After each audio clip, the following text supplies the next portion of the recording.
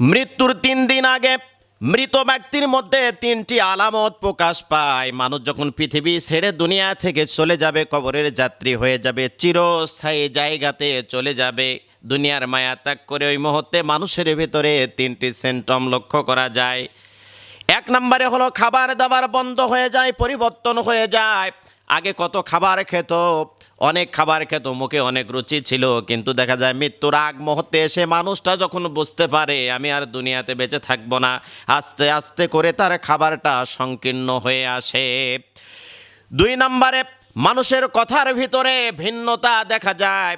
আগে জুড়ে কথা বলতো, দাপট দিয়ে কথা বলতো, অহংকার দিয়ে কথা বলতো, অহংকারের সাথে কথা বলতো, কিন্তু মানুষটা দেখছে দুনিয়ার মায়া ত্যাগ করে চলে যাব, মানুষের কথার ভয়েসটা আস্তে আস্তে নর্মাল হতে শুরু করে, এমনটা বলতে থাকে। যদি মা মারা যায় তাহলে বলে